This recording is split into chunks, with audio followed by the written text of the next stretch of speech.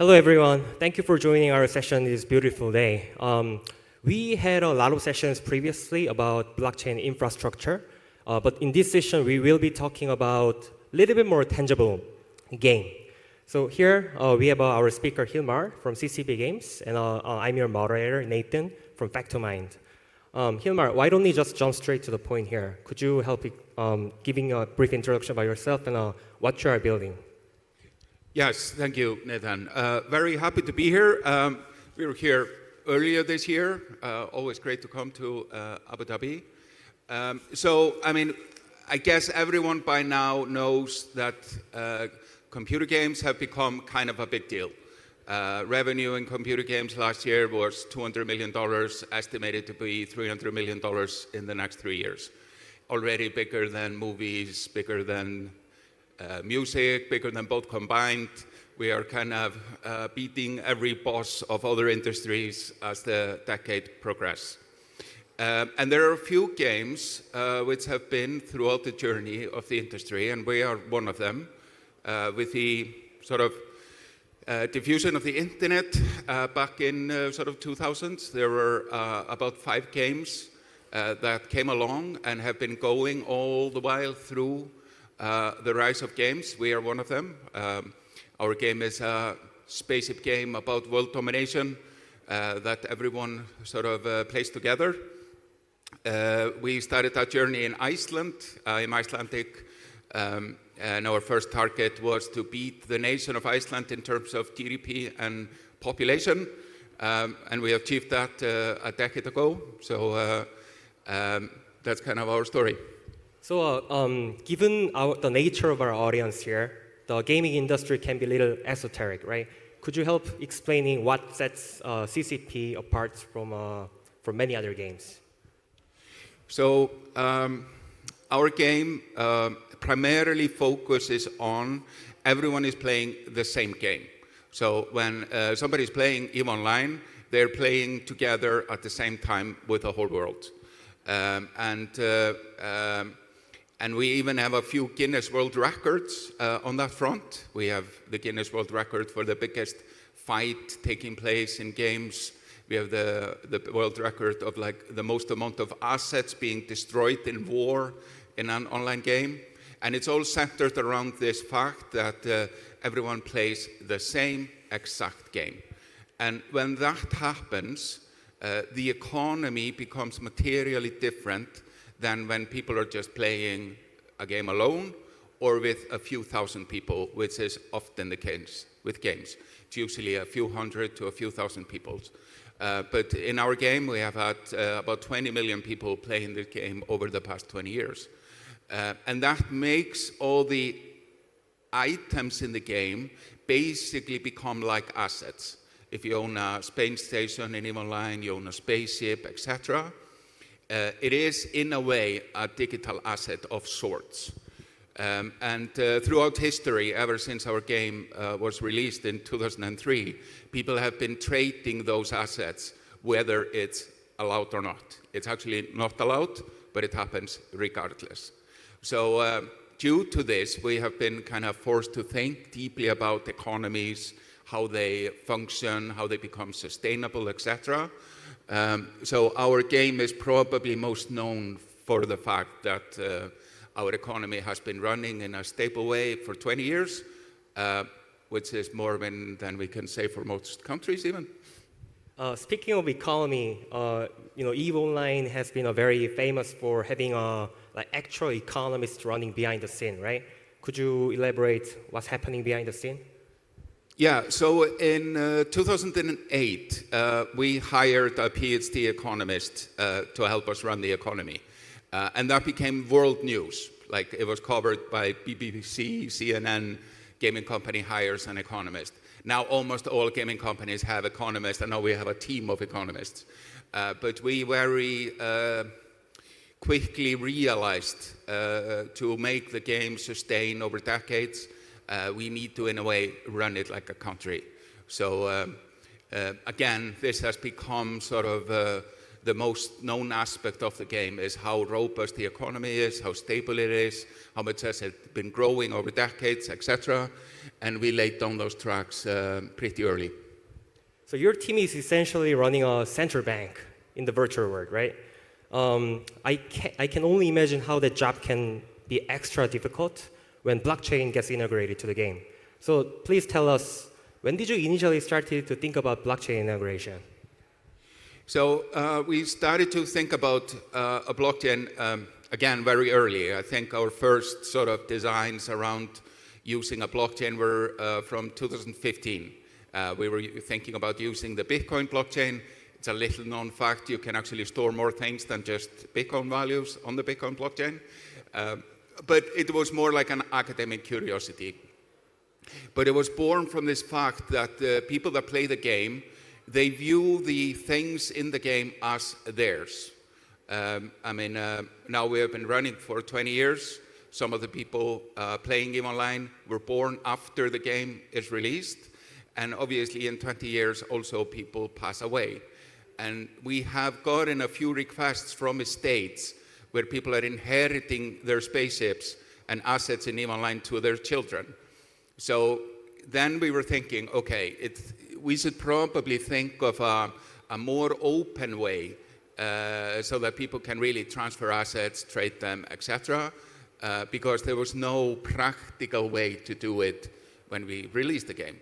Now combined with technology innovation for blockchains and also legal frameworks, which are becoming more clear around the world, it seems that we can really capture this idea of you can really own assets in a game and you can transfer, you can inherit, you can trade, you can sell.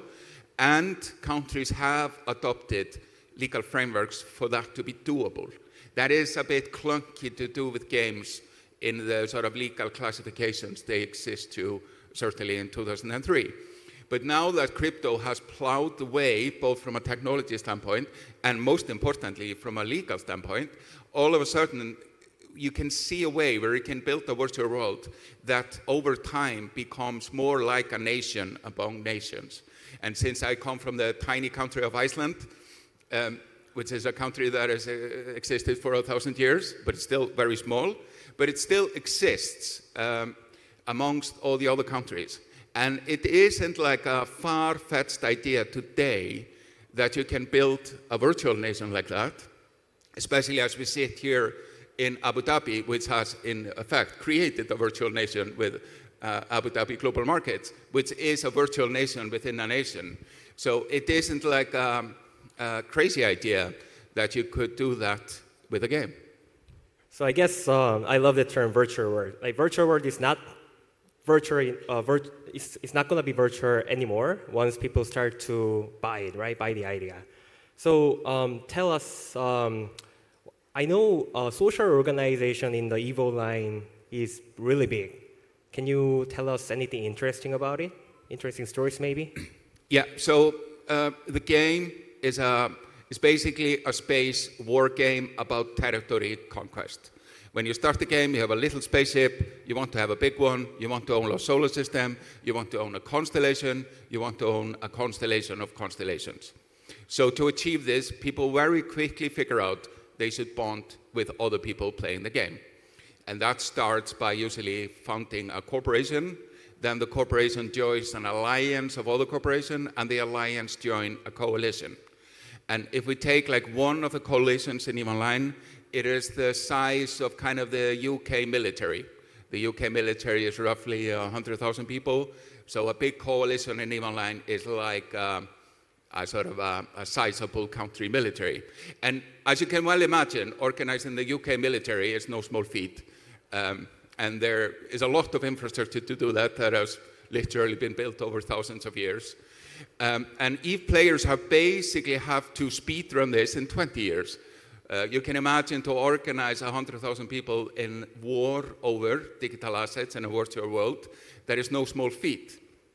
And when you talk to the people that do these things, they often do complain about the fact that they can't really pay anyone. Everyone is basically doing this for fun and in a way almost like a charity, a little bit like how national militaries You're work. very serious about it, right? Yeah, but it's all very serious. So, and it's to a point there is a meme, Internet Spaceship is serious business, is what EVE players call this. So you can imagine the infrastructure you need to organize this warfare, and planning a war in EVE Online takes years, grudges go on for decades. So it's kind of like an element that in many ways EVE players have invented, and our Guinness World Record is basically about this, a massive fight that took years to plan, built all the spaceships to conquer the territory, etc. And we believe that by making a blockchain version of this, we will be able to kind of supercharge this infrastructure to the next stage. And also a big part of what we're doing is allowing people to also help build the game. Because our team in Iceland is about 200 people that work on EVE Online. It's not very practical to have a much bigger team on the dev side. But we already have around EVE Online about 4,000 people which have built software.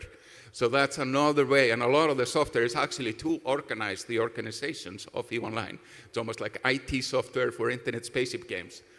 So by leveraging that aspect of blockchains, smart contracts to build further support, we see that not only can we supercharge the idea by the asset ownership really being deeply belonging to the players, but also give the players the opportunity to build on top of what we have built, and then the sky is the limit. For those who haven't played EVE Online by any chance, the warfare, people are going crazy about it. Like there's actually a spy try to disguise the opposite side to win the war. So Hilmar, could you maybe to spice up the topic a little bit, could you share maybe a couple happenings that you observed? Of course, like in all warfare, spycraft is a big part. Like wars are often won on information, and having information and misinformation is a big part of waging warfare. This is a key part in a war in EVE Online, like any war. And there's an interesting aspect when a player in an organization in EVE Online is found out to be a spy. They're usually not rooted out, but they're fed false information. Because as soon as you know you have a spy, but the spy doesn't know they have been found out, it becomes a false information conduit to your enemy. This also happened in spycraft in international warfare. And it's just interesting to see all these natural patterns emerge, because even if the world is virtual, the human behavior is very real. And these attacks are actually very highly engineered, right? Because some players, the player demography is actually very highly educated, maybe like rich, just like this crowd, right? Yeah, as you can just imagine, it's a human competition game that spans over decades. The people that rise to the top in this game are elite. Like when I show up to meetings with the players, I'm super stressed. I'm not very stressed here. Not that you aren't elite, but you're not EVE players.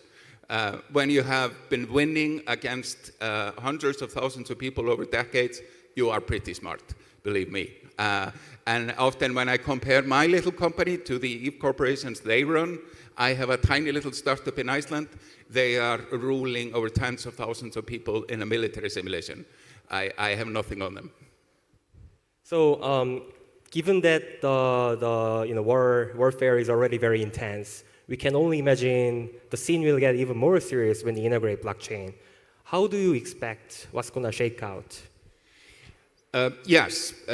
So when we announced that we were going to do this, we were going to make an EVE Online style game on a blockchain, everyone told us that just might be too much. Like the stakes could be just too high. And this could be true. But we believe it's worth the experiment, and this is the next stage for our game to make the game even more real. But it might just be too real. So if you want to come and help us figure that out, then you can actually start in our founder access right now. But this is one of the concerns we have. We might just have raised the stakes a little too much. Since we are trying to wrap up the session, any last closing remark that you want to share with the audience? Yeah, so there's actually a big part of our game, which is about fuel for spaceships. Part of how we have implemented the game is that everything in the game uses energy to exist. And the energy is called crude matter. And it's heavily inspired by crude oil. So when we came here in February, we went on a tour from Abu Dhabi, Dubai, and Saudi Arabia to learn from the best about how you manage energy businesses. We're heavily inspired by how that works on planet Earth. And then we found on top of that here in Abu Dhabi, you're also implementing virtual nations. Then we say, okay, we should come here more often. Not only are you experts in managing energy, but also creating virtual nations. So we're here again to learn even more as we build this out. So we might have more in common that meets the eye. Thank you for sharing all your insights, Hilmar, and thank you all for listening to our session today.